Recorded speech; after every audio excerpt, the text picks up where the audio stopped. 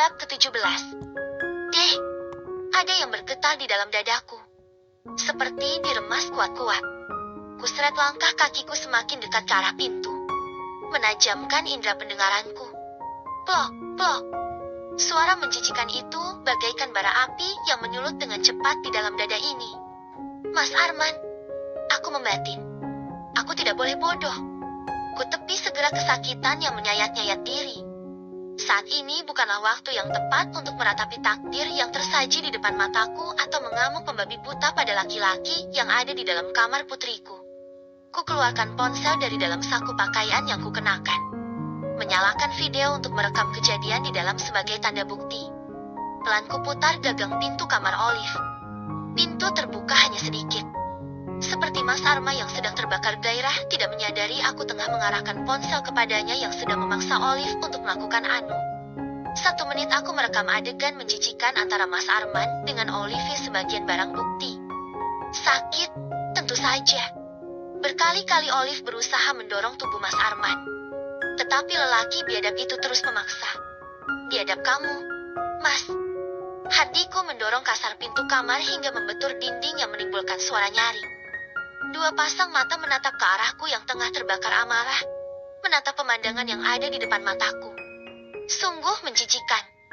Sangat menjijikan. Seperti sedang melihat tayangan video mesum secara live. Mama, Sarah. Cepat-cepat Mas Arman turun dari atas tubuh putriku. Menaikkan celananya yang masih terpasang di atas mata kaki. Putriku, ia menyambar selimut untuk menutupi bagian tubuhnya yang terbuka. Wajahnya terlihat sangat ketakutan sekali. Air mata luruh, tanpa terdengar suara isakan. Sarah, aku. Mas Arman sibuk menautkan kancing celana yang sudah terpasang saat aku menangkapnya basah, hendak menggagahi Olivia. Plak! Tangan ini ringan sekali untuk berbagi kesakitan dengan Mas Arman. Wajah laki-laki itu berpaling dari hadapanku sesaat. Tangannya mengusap pipi kanannya yang memanas. Sepanas telapak tanganku saat ini. Kita selesaikan ini ke kantor polisi, Mas. Cetusku menatap berani pada laki-laki biadab yang sudah melakukan hal yang tak tahu malu. Telingaku mendengar jelas suara tangisan Olivia. Tapi aku tidak sanggup melihat kepiluan itu. Jangan, Sarah. Jangan. Kita bicarakan semuanya baik-baik. Mas Arman menjegal pergelangan tanganku. Langkahku yang hampir sampai ke pintu pun terhenti. Jelaskan apa, Mas? Apa? Aku berteriak. Sengaja agar ada tetangga yang mendengar keributan yang terjadi dan datang ke sini. Mas Arman geram. Wajah takutnya beberapa saat yang lalu berubah memerah, penuh amarah setelah mendengar suara lantangku. Diam, Sarah. Diam. Mas Arman membungkam mulutku. Mengunci pergelangan tanganku di belakang punggung. Aku berusaha berteriak. Tapi Mas Arman justru membekap mulutku kuat. Aku berontak ingin melepaskan diri. Tenaga Mas Arman jauh lebih kuat. Jangan berteriak, Sarah. Aku bisa menjelaskan semuanya. Desis Mas Arman dengan bujuk rayunya agar aku tidak murka. Mana ada cerita ibu dan anak akan kamu gagahnya, Mas. Dasar laki-laki biadab. Tapi sayangnya, aku hanya bisa membatin kalimat kemarahan itu. Karena mulutku dibekap rapat oleh Mas Arman. Aku menginjak kaki Mas Arman. Refleks tangan Mas Arman yang membungkam mulutku pun lepas. Aku segera kabur ke arah pintu utama rumah sebelum Mas Arman menangkapku. Sarah, tunggu. Lelaki itu menyusulku. Cepat. Aku terus berlari. Aku harus melaporkan kejahatan yang sudah Mas Arman lakukan padaku dan putriku. Mas Arman harus membayar akibatnya. Itu yang ada di dalam pikiranku. Tahu, tubuhku terjatuh. Sebuah benda menghantam punggungku dan teramat sakit sekali. Membuatku hilang kendali. Entah benda apa yang sudah Mas Arman lemparkan ke arahku. Mau lari kemana kamu, Laras? Mas Arman menyeringai. Lelaki itu mendapatkan aku lagi. Ia menarik tubuhku, menyeretku masuk ke dalam kamar. Lepaskan, Mas. Lepaskan. Aku memberontak. Tolong. Aku berteriak sekeras mungkin. Siapa tahu teriakanku kali ini akan mengundang para tetangga untuk datang ke rumahku. Kamu emang benar-benar ya, Sir. Mas Arman berang. Kepala tangannya siap melayangkan bogem kepadaku. Tetapi tiba-tiba, prank, Olive. Tubuh Mas Arman meluruh. Darah segar mengalir dari bagian belakang kepala Mas Arman yang berusaha untuk menguasai diri. Jangan sakiti mamaku, pekik Olive dengan sebuah pas bunga yang tersisa setengah di tangannya. Pas bunga itu hancur setelah membentur kepala Mas Arman. Tidak akan aku biarkan kamu menyakiti mamaku, ancam Olivia. Air mata memang berjatuhan pada pipinya, tetapi wajahnya memerah dibakar amarah. Astagfirullahalazim, Olive. Buser, ada apa ini? Seorang tetangga datang menolongku dan Olivia. Aku masih tidak menyangka jika Olivia akan berani melakukan hal senekat itu pada Mas Arman. Mama tidak apa-apa. Olivia berlari ke arahku, menjatuhkan pelukan pada tubuhku. Mama tidak apa-apa. Nah, aku tidak mampu menahan tangisan haruku. Sejumput rasa bersalah terasa memenuhi dada. Beberapa hari telah berlalu. Aku sudah membawa kasus pemerkosaan yang Mas Arman lakukan pada Olivier ke pihak yang berwajib. Awalnya Olivier tidak ingin membawa kasus ini ke kantor polisi. Ia tidak ingin memperpanjang. Cukup dengan aku mengakhiri hubunganku dengan lelaki biadab itu sudah cukup baginya. Tapi, naluriku sebagai seorang ibu tidak terima jika budak nafsu itu masih bisa melenggang bebas. Ia harus diberikan pelajaran agar tidak ada korban Olivier yang lainnya. Cukup anakku yang menjadi korban kebiadabannya. Hampir 1 jam aku menunggu di depan ruang penyidik. Tapi putriku belum juga keluar dari ruangan itu. Sepertinya banyak pertanyaan yang harus ia jawab. Untungnya hari itu aku merekam adegan menjijikan yang Mas Arman lakukan. Dengan begitu, aku memiliki bukti yang kuat atas laporanku. Ayo cepat jalan. Suara menyentak mengalihkan tatapanku. Mas Arman muncul dari balik dinding penyekat ruangan. Kedua tangannya diborgol. Wajahnya tertunduk lesu. Sebuah perban masih menempel pada bagian belakang kepala Mas Arman. Lelaki berseragam itu mendorong-dorong tubuh Mas Arman agar mempercepat langkahnya. Mata Mas Arman mendelik saat lewat di hadapanku. Tetapi aku sama sekali tidak gentar. Melihat laki-laki yang sudah menodai putriku mengenakan kaos orange, ada kebahagiaan tersendiri di dalam hatiku. Kamu akan menyesal, Sarah. Desis Mas Arman padaku saat lewat di depanku. Matanya menyipit tajam. Sudah, ayo cepat jalan. Banyak omong kamu. Sentak laki-laki berseragam polisi yang ada di belakang tubuh Mas Arman. Mendorong kasar tubuh laki-laki itu. Aku menghela nafas panjang. Menatap pada sosok laki-laki yang selama ini kuanggap sempurna. Tetapi ternyata justru menjadi duri yang menusuk-nusuk di dalam diriku. Diam-diam menghancurkan aku. 10 menit kemudian Olivier keluar dari dalam ruangan. Aku bangkit dari bangku tunggu. Menatap penuh rasa bersalah pada putriku. Maafkan Mama, Liv. Harusnya Mama mendengarkan kamu untuk tidak menikah lagi. Bibir Olive mengulas senyuman padaku. Tapi aku tahu, itu bukan sebuah senyum kebahagiaan. Karena Netra sebab itu tidak bisa berbohong. Aku tidak ingin bertanya apapun pada Olivia. Hari ini, pasti hari yang berat sekali untuknya. Di usianya yang masih sangat muda, ia harus mengalami hal seperti ini. Kurentangkan kedua tanganku untuk menyambut kedatangan Olivia. Ia jauh lebih membutuhkan pelukanku daripada apapun itu. Ma, sudah ya. Olive capek. Lirik Olive mendekap erat tubuhku. Suaranya bergetar seperti sedang menahan tangisan. Iya, nak, sudah. Jawabku tidak mampu menahan tangisan. Bukan hanya kamu yang merasa ini berat, Olive. Mama juga. Ini sangat sulit sekali bagi Mama. Tapi Mama akan terus berusaha kuat demi kami. Semua sudah dinaikkan, Pak. Ucapku pada laki-laki bertubuh kurus yang membantuku memindahkan barang-barang dari dalam rumah ke atas mobil pickup. Tinggal sedikit lagi, Bu. Jawabnya kembali masuk ke dalam rumah. Mobil pickup yang ada di depan rumah sudah hampir penuh dengan barang-barang yang akan aku bawa pergi dari rumah Mas Arman. Laki-laki itu memintaku pergi meninggalkan rumahnya setelah aku mengajukan gugatan cerai. Aku menuntun Olivier masuk ke dalam rumah. Wajahnya datar, tidak menunjukkan ekspresi apapun. Seperti ada beban yang sedang mengganggu pikirannya. Olivier duduk pada bangku meja makan. Aku menyodorkan segelas air putih kepadanya. Olivia meneguknya hingga tersisa setengah dan meletakkan gelas yang ada di tangannya di atas meja. Aku menggenggam erat tangan Olivia dan membawanya di atas pangkuanku. Kamu tidak usah memikirkan apapun. Nah, kita bisa tinggal kembali di rumah kita yang dulu. Tidak apa-apa kan? Aku menaikkan kedua alisku. Senyuman mengembang dari bibirku. Ya, aku harus terlihat kuat di depan Olive. Aku tidak boleh lemah. Walaupun tetap ada kesedihan yang diam-diam menyelinap di antara ketegaranku. Iya, Ma. Lirik Olivia tersenyum tipis sekali, yang hanya bisa dilihat dari jarak dekat. Ma, kita pindah ke Jawa saja.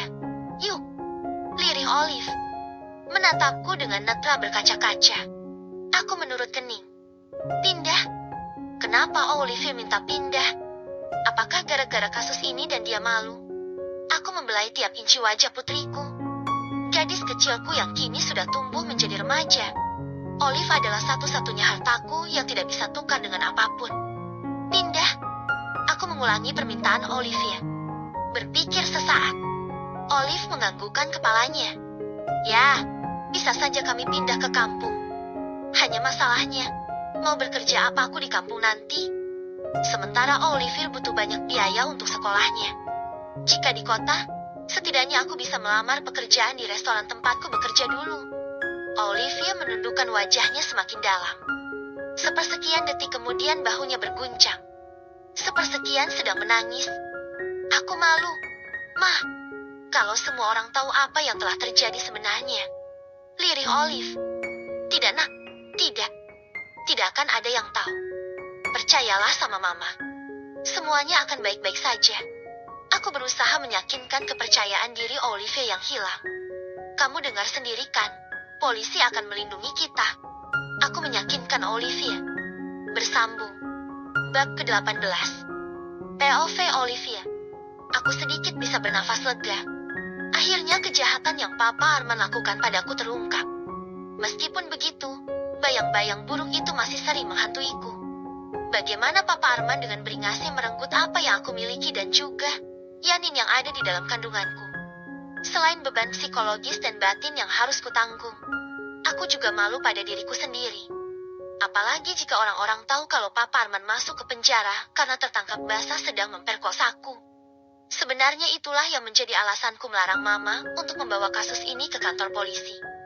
Tapi, Mama bersikukuh untuk memenjarakan Papa Arman sebagai balasan atas perbuatannya. Aku takut ada teman sekolahku atau orang-orang tahu atas kasus yang menjadi penyebab Papa di penjara. Yang justru akan menjadi beban mental tersendiri untukku jika hal itu terjadi. Pasti mereka akan memandangku hina, atau bahkan menyematkan stempel buruk kepadaku. Liv, kok melamun? Ucapan Mama menyeretku dari pahitnya lamunan masa depan yang menari-nari dalam angan. Oh, enggak, Ma. Jawabku sedikit lagapan. Sedikit mengulas senyuman, agar terkesan baik-baik saja. Jadi ke sekolah bareng Mama, kan? Ucap Mama yang sudah berada di atas motor. Entah sejak kapan waktu itu sudah berada di sana. Iya, Ma. Aku bangkit dari bangku teras kontrakan sederhana yang menjadi tempat tinggal baruku. Bukan baru sih, lebih tepatnya tempat tinggal lama yang baru kami tinggali lagi. Kontrakan ini adalah milik Haji Sueb, kata Mama. Dulu saat Mama diusir dari kontrakan yang dulu karena tidak bisa membayar, Pak Haji Sueb ini datang dan memberikan tempat tinggal gratis ini pada Mama. Sebagai tanda balas budi Pak Haji atas kerja keras ayah semasa hidup bekerja di tempat beliau. Mungkin juga kasihan karena Mama hidup sebatang kara dan harus merawatku. Sebentar, wajah Mama berubah, menghentikan gerakan tubuhku yang hendak naik ke bangku belakang motor. Kenapa, Ma? Aku mengerut kening. Tatapan Mama aneh, menatapku dari ujung kaki hingga ujung kepala. Lebih intens saat pada bagian perutku. Astaga! Aku menjauhkan diri saat tangan Mama tiba-tiba terulur hendak menyentuh bagian perutku. Kenapa, Ma? Aku terbata. Jantungku seperti genderang yang ditabuh begitu cepat. Aliran darahku mengalir lebih cepat daripada biasanya. Liv, perutmu rada aneh deh. Mama mengurut kening. Cepat-cepat aku melonggarkan bagian depan seragam yang kukenakan. Aneh gimana? Ma, aku merasa wajahku terasa dingin. Entahlah, Mungkin kini wajahku memutih tanda jika aku berada di puncak kegugupan. Kok rada ngembang gitu ya tadi? Enggak seperti biasanya. Mama berkata dengan wajah penuh kecurigaan. Mungkin karena sekarang tubuhku makin gemuk kali, Ma. Aku menjawab dengan suara gemetar. Menahan air mata yang menyelinap cepat memenuhi pelupuk. Dengan perasaan takut yang meremas-remas dada. Udah yuk, Ma. Kita harus segera berangkat. Ini kan hari pertamaku kembali ke sekolah. Aku tidak mau terlambat. Gegas aku naik ke atas motor. Sebelum Mama tahu, jika air mata sudah memenuhi pelupuk mataku. Tidak, aku tidak boleh menangis di depan Mama. Aku tidak ingin Mama khawatir. Sudah cukup banyak hal sulit yang harus Mama lewati demi aku. Melepaskan Papa Arman. Laki-laki yang jauh sekali dari apa yang Mama impikan. Kembali ke kehidupan sederhana kami yang dulu dan sekarang Mama harus kembali mencari pekerjaan agar kami tetap hidup dan aku tetap bisa menyelesaikan sekolahku. Motor melaju dengan kecepatan sedang. Sepanjang perjalanan banyak sekali obrolan yang terjadi antara aku dan Mama. Seperti saat dulu, saat Papa Arman belum datang di dalam kehidupan kami. Sebelum luka mental itu belum mengganga di dalam dadaku. Entahlah. Apakah aku sedang bersikap pura-pura di depan Mama hanya untuk menghibur luka Mama? Sementara di satu sisi lain, aku sendiri saja tidak sanggup membalut lukaku sendiri. Nanti tunggu Mama atau pulang sama Arvin. Senyuman yang terukir pada bibirku memudar. Ya sudah, nanti Mama akan jemput kamu. Ucap Mama seolah tahu apa yang ada di dalam isi hatiku. Aku belum siap. Banyak perasaan di dalam diri yang belum bisa ku kendalikan. Beban mental ini sungguh berat. Aku selalu merasa jika diri ini hina. Apalagi setelah kasus pemerkosaan itu menguap di permukaan. Aku semakin merasa tidak ada harga dirinya. Kadang aku sering menertawakan diriku sendiri. Kenapa harus aku yang melalui takdir ini? Kenapa tidak orang lain? Itulah yang menjadikanku terkadang ingin menyerah menapaki garis takdir ini. Lev, Mama menyentuh lembut kedua bahuku. Aku tidak tahu kapan Mama turun dari atas motor. Kini, ia sudah berdiri di hadapanku. Mungkin karena melihatku yang hanya diam dan mematung saja sejak tadi. Pandanganku yang semula kosong beralih menatap Mama. Tidak akan ada satupun orang yang tahu. Kamu ingatkan polisi akan merahasiakan kasus itu. Mereka sudah berjanji. Mama meyakinkan aku. Agar aku menepi semua kerisauan yang sedang melanda jiwa. Iya, polisi memang berjanji akan merahasiakan akar permasalahan dari kasus itu. Seolah-olah, Papa Arman masuk dalam bui karena tindakan kekerasan dalam rumah tangga yang dilakukan pada Mama. Tetapi tetap saja, hati ini tidak bisa tenang. Ada kekhawatiran dan ketakutan yang berkelindan di dalam dada. Apalagi tentang janin yang ada di dalam rahimku, yang semakin lama akan semakin membesar. Membuatku serasa hampir gila. Semua akan baik-baik saja. Lev, badai itu sudah berlalu. Kita akan hidup tenang seperti dulu. Mama menatapku dengan netra berkaca-kaca. Cepat jemarinya menyusut air mata yang menggenang pada sudut mata. Ia tidak ingin menangis. Karena menangis hanya untuk mereka yang lemah. Begitulah kata Mama. Mama memelukku sesaat. Kemudian pergi meninggalkanku. Semoga Allah memudahkan setiap urusanmu. Mah, aku membatin menatap kepergian Mama. Lalu membalikan tubuhku. Sosok laki-laki berkulit putih bersih sudah berdiri di ambang pintu pagar menatap datar ke arahku. Axel, aku membatin. Sepersekian detik kami saling bersih tatap. Hingga akhirnya aku memilih membuang muka. Masih teringat jelas saat pemuda itu mengantarkan aku ke klinik aborsi. Sungguh ide yang sangat gila sekali. Aku melewati Axel yang berhenti di ambang pintu pagar. Pergelangan tanganku dijegal. Langkahku pun seketika terhenti. Aku menoleh, memasang wajah kesal, membalas tatapan datar laki-laki itu. Aku tidak bisa menerka apa yang ada di dalam pikiran Axel. Kita harus bicara.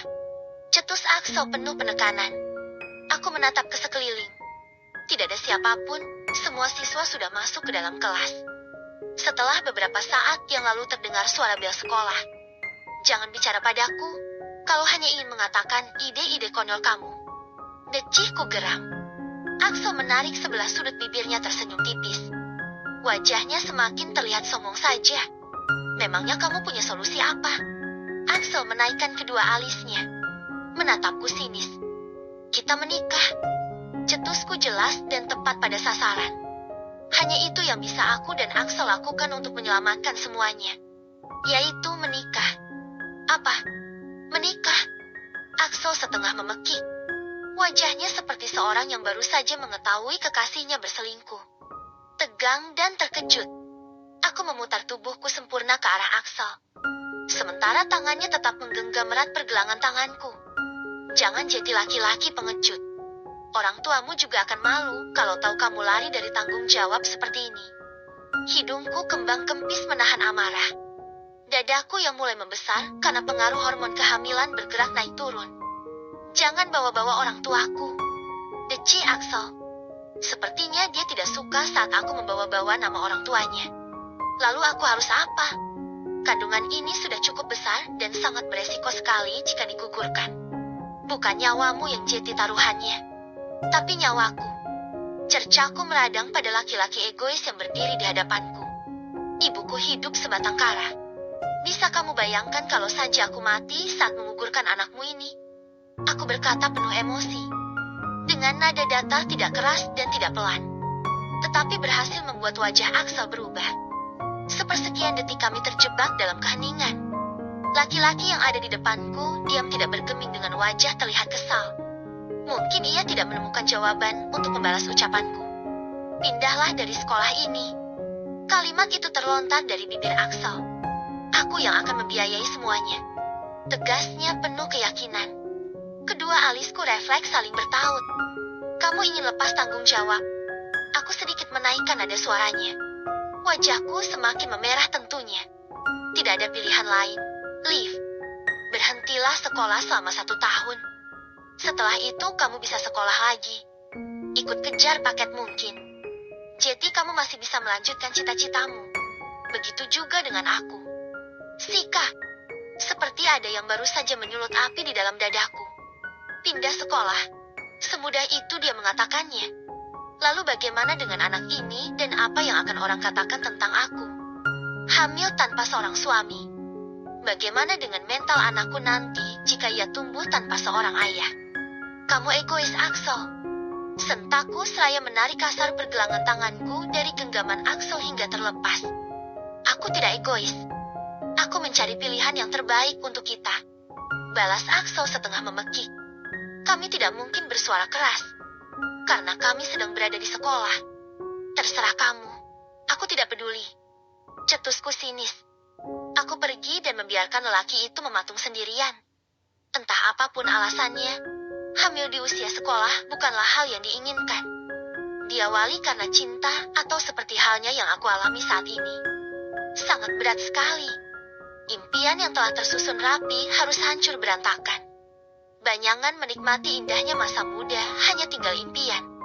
Karena setelah bayi yang ada di dalam rahim itu lahir, hidupmu tidak akan lagi jadi milikmu.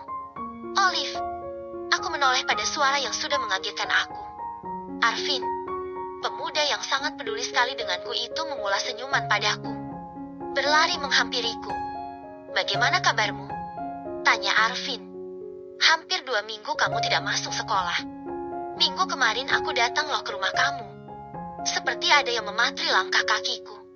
Aku berhenti seketika. Arvin ke rumahku? Apakah dia bertanya pada tetangga di sekitar rumah? Bagaimana kalau mereka menceritakan hal yang sebenarnya terjadi pada Arvin? Meskipun polisi menutupi kasus itu, tetapi tetap saja tetangga di sekitar rumah tahu betul apa yang sebenarnya terjadi. Tubuhku mendadak gemetaran. Aku sudah pindah rumah. Jelasku terbata. Aku sudah tidak tinggal di situ lagi. Jelasku tidak berani menatap pada netra Arvin yang tengah menatapku. Iya, aku tahu. Tetangga kamu bilang sama aku. Arvin mengulas senyuman pada bibirnya. Arvin, aku duluan ya. Takut mama sudah jemput aku di depan. Aku harus segera pergi. Aku tidak ingin obrolan Arvin semakin melebar kemana-mana. Tapi tiba-tiba, tanganku ditahan sebuah lengan dan itu Arvin. Olive, ada yang ingin aku bicarakan sama kamu. Wajah Arvin berubah serius saat aku menoleh. Benarkah kamu hamil? Jantungku berdebar. Kedua mataku semakin terbuka lebar. Wajahku mendadak berubah pias. Apa apakah Arvin tahu kalau aku hamil? Bersambung. Terima kasih untuk teman-teman yang sudah mampir sampai bab ini. Jangan lupa tinggalkan ulasan dan komen kalian agar Ayu semakin semangat untuk melanjutkan ceritanya. Terima kasih. Bab ke-19. Arvin mengedarkan pandangannya ke sekeliling. Selepas ia melontarkan pertanyaan yang membuat jantungku seperti ingin lepas dari tempatnya. Setelah merasa tidak ada siapapun, Arvin menjatuhkan tatapan akhirnya padaku. Jawab, Lev. Suara berat Arvin terdengar berbisik. Sorot matanya melukiskan sebuah luka atau... Entahlah, aku tidak bisa menggambarkan secara detail arti dari tatapan itu. Maksud kamu apa, Vin? Aku tidak mengerti. Aku berkilah. Seorang pencuri pun akan melakukan hal yang sama jika berada di posisiku. Ia tidak akan mengatakan hal yang sebenarnya terjadi, sekalipun ia terbukti telah mencuri. Baru saja bibir Arvin terbuka, rombongan Axel muncul dari lorong kelas. Bersama beberapa teman gengnya dan juga Yeslin, kekasih Axel. Anak IPS 1 yang memiliki kecantikan tingkat dewi. Itu sih menurutku, karena dia sangat cantik sekali. Pasti karena hal itulah Axel sangat mencintai Yeslin, sampai-sampai Axel tetap menerima Yeslin walaupun ia sudah pernah dipakai oleh orang lain. Arvin refleks menarik tubuhnya minggir hingga menyentuh dinding kelas, memberikan ruang untuk gang Axel lewat. Aku terkejut saat Arvin merengkuh bahuku dan menarikku ke dekatnya. Axel mengalihkan wajah masamnya saat jarak mengikis keberadaan kami. Berbeda sekali saat jarak Axel masih jauh. Tatapannya tidak beralih sedikit pun padaku dan Arvin. Di luar dugaanku, Arvin berani membalas tatapan tajam Axel. Biasanya Arvin paling tidak suka mencari gara-gara dengan anak-anak orang kaya itu. Arvin tidak mau berurusan dengan Dan Kakso yang terkenal suka berkelahi. Aku pulang duluan ya. Aku pamit setelah beberapa saat Axel dan teman-temannya menghilang di ujung lorong. Aku buru-buru, tidak ingat Arvin bertanya panjang lebar. Tunggu, Liv. Arvin mengejarku, berjalan mensejajariku. Ia tampak seperti ingin mengatakan sesuatu. Tetapi saat melewati halaman parkir yang ramai dengan pada siswa, Arvin membisu. Mama sudah ada di depan sekolah. Melambaikan tangannya kepadaku. Akhirnya aku bisa bernafas lega. Dengan begitu aku tidak perlu menjelaskan apapun pada Arvin. Arvin menyadari keberadaan Mama dan ia memilih berhenti mengejarku. Sebelum aku melesat pergi menghampiri wanita yang ada di seberang jalan, Arvin menghentikan langkah kakinya di ambang pintu pagar sekolah. Ma, aku buru-buru naik ke atas motor. Saat motor Mama hendak melaju, aku baru sadar ada Axel yang diam-diam memerhatikan aku dari depan sekolah. Sementara Arvin dia mematung menatap ke arahku. Aku pura-pura tidak peduli, dan menatap ke arah jalanan yang berada di depan motor. Sore itu aku baru saja bangun dari tidur siang. Kehamilan ini membuatku mudah lelah. Apakah memang seperti itu? Aku baru saja hendak membuka pintu kamar saat Mama sudah ada di depan pintu dengan tangan terayun ke udara untuk mengetuknya. Sudah bangun, Liv? Mama bertanya padaku. Aku mengulas senyuman. Iya, Ma. Jawabku dengan nada malas. Mataku terbuka sedikit dan masih terasa sangat lengket sekali. Ada Arvin di depan ingin bertemu kamu. Sudah 1 jam dia menunggu kamu tidur.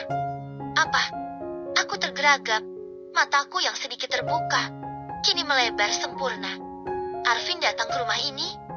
Dari mana dia tahu alamat rumah baru kami? Untuk apa Arvin menungguku selama itu? Aku gelagapan, tidak percaya. Bagaimana bisa Arvin tahu alamat tempat tinggal kita? Ma, ucapku terbata. Mendadak nafasku terasa pendek. Oh, tadi selepas pulang sekolah Arvin telepon Mama dan menanyakan alamat rumah baru kita. Katanya dia sudah mencari rumah baru kita sejenak beberapa minggu yang lalu loh, Liv. Bahkan disempat juga datang ke rumah lama kita. Pipi Mama mengembang. Ada kebahagiaan di setiap ucapannya. Sepertinya Mama seperti sengaja menggantung kalimatnya. Senyuman itu masih ia pertahankan pada bibirnya. Arvin punya perasaan deh, Liv sama kamu. Mama meledek. Tapi kenapa justru wajahku menegang? Kepalaku memutar rekaman pertanyaan Arvin selepas pulang sekolah tadi siang. Aku memaksakan senyuman agar suasana tidak terasa hambar. Enggak. Ma, Aku dan Arvin hanya teman biasa saja kok. Sahutku menegaskan. Ia juga nggak apa-apa. Kan anak mama memang sudah gadis. Wajar kalau cinta-cintaan. Tapi ingat, mata mama melotot. Mengangkat satu jeti telunjuknya ke udara. Jangan macam-macam. Perempuan itu tempatnya malu. Deh, seperti anak panah. Ucapan mama melesat tepat pada sasaran. Apakah mama sudah tahu sesuatu atau Arvin mengatakan sesuatu? Lev, kok malah bengong sih? Aku tergeragak. Mama memukul lembut pada pergelangan tanganku, menyeretku kembali dari lamunan. Iya maklum baru bangun tidur. Jeti nyawanya belum ngumpul. Aku meringis. Aku nemuin Arvin dulu ya, Ma. Bergegas aku pergi meninggalkan Mama. Sepersekian detik Arvin hanya menatapku. Tatapan kekecewaan. Dan entahlah sorot mata apa itu. Tidak pernah sekalipun Arvin menatapku dengan tatapan seperti saat ini. Tante, bolehkah saya ajak Olive jalan-jalan sebentar? Arvin meminta izin pada Mama yang kebetulan ada di antara kami. Tidak jauh kok Tante. Paling sebelum jam 5 juga sudah pulang. Ke toko buku yang ada di depan sana. Soalnya ada buku yang harus saya beli dan hanya Olive yang tahu bukunya seperti apa. Aku tahu Arvin sedang berbohong. Pasti bukan karena sebuah buku yang ia katakan. Melainkan hal lain. Oh, iya nggak apa-apa. Tapi cepat pulang ya. Mama mengizinkan aku pergi bersama Arvin. Arvin melajukan motornya meninggalkan rumah kontrakan sederhana yang aku tempati. Bukan menuju kota seperti yang ia katakan pada Mama. Melainkan menuju danau, yang memang ada tidak jauh dari rumah kontrakan baru tempat tinggalku. Aku tidak memprotes. Aku tahu ada sesuatu yang Arvin inginkan dariku. Motor besar berharga mahal itu berhenti di tepi danau. Arvin mematikan mesin motor. Aku turun dari atas motor. Begitu juga dengan Arvin. Sekarang kami berdiri saling bersebelahan. Maaf aku mengajakmu ke tempat ini. Aku tidak enak jika harus membicarakannya di rumah kamu. Arvin membuka percakapan. Aku mengerti. Pasti karena ada Mama di rumah. Hatiku was-was tidak enak. Pasti ini tentang pertanyaan Arvin yang belum sempat kujawab di sekolah tadi. Apakah benar kamu hamil? Arvin menatapku serius. Menuntut jawaban yang tidak bisa ditunda lagi. Aku tidak bergeming cukup lama. Haruskah aku mengatakan yang sebenarnya pada Arvin? Aku membatin dengan perasaan tidak menentu. Ragu, takut, cemas, bercampur menjadi satu. Kamu melakukannya dengan Axel. Lagi, Arvin memberondongiku dengan pertanyaan yang membuatku tersentak. Bagaimana bisa Arvin tahu semuanya? Wajahku mendadak terasa dingin. Pasti kulit putihku semakin pucat sekarang. Rasa ketakutan ada di puncak ubun-ubun. Dari mana kamu tahu? Vin, lirihku terbata. Seperti ada yang mencekik kerongkonganku. Sulit sekali untuk mengeluarkan kata-kata itu. Arvin mengusap wajahnya kasar. Ada kekacauan pada pemuda yang sejak awal aku masuk ke sekolah itu, terus berusaha mendekatiku. Arvin mengalihkan tatapannya kembali padaku. Setelah beberapa saat ia membuang wajahnya ke arah air danau yang memenangkan. Aku mendengar saat kamu bicara sama Axel di sekolah tadi pagi. Bahuku luruh. Genangan melambat cepat memenuhi pelupuk mata. Aku tidak tahu, apakah aku perlu menjelaskan semuanya pada Arvin atau tidak. Jika tadi pagi ia mendengar pembicaraanku dengan Axel, tentunya Arvin sudah tahu semuanya. Kamu mencintai dia. Tatapan Arvin seperti menuduhku. Seolah-olah aku dengan sukarela menyerahkan kehormatanku untuk Axel atas nama cinta. Tidak. Jawabku cepat, seraya menggelengkan kepala. Secepat air mata yang turun membasahi pipi. Jemariku dengan cepat mengusap jejak-jejak kerapuhan ini. Terus, cerca Arvin menatapku serius. Jika kalian tidak saling cinta, tidak mungkin kalian melakukannya. Liv, desak Arvin kesal. Pasti ia sudah berpikir yang tidak-tidak tentang diriku. Bahuku bergetar. Isakanku semakin menjadi. Aku diperkosa. Vin, wajahku tertunduk. Aku malu. Aku tidak berani menatap Arvin. Baru seperti ini saja aku sudah merasa tidak berharga sama sekali. Bagaimana juga ada orang yang tahu kalau tubuhku juga pernah dinikmati oleh bapak tiriku. Arvin berteriak. berlari ke arah tepi danau. Lelaki berkulit bersih itu meluapkan kemarahannya di sana. Entahlah, aku tidak bisa mendeskripsikan sikap Arvin. Mengapa ia semarah itu? Apakah benar yang Mama katakan? Jika Arvin memiliki perasaan padaku, Axel harus tetap bertanggung jawab. Arvin berkata dengan nada marah saat kami perjalanan menuju pulang. Tapi, aku menggantung kalimatku. Melihat sikap Axel yang kukuh menolak bertanggung jawab, aku menjadi ragu. Aku yang akan meminta pertanggungjawaban dari Axel. Arvin menegaskan. Kuperhatikan ekspresi serius dari wajah Arvin. Sepertinya laki-laki itu tidak main-main dengan ucapannya. Selepas pulang sekolah, Arvin menungguku di depan kelas. Tangannya menggenggam tanganku saat aku keluar dari kelas, membawaku menuju kelas Axel. Beberapa siswa menjadikan kami sebagai pusat perhatian. Karena Arvin menggandeng tanganku, Axel sedang bersama teman-teman gantnya. Tetapi tidak ada Yeslin. Karena mereka beda kelas. Axel di kelas IPA semester Yeslin di kelas IPS. Aku ingin bicara sama kamu, cetus Arvin saat tiba di depan Axel dan teman-teman gantnya.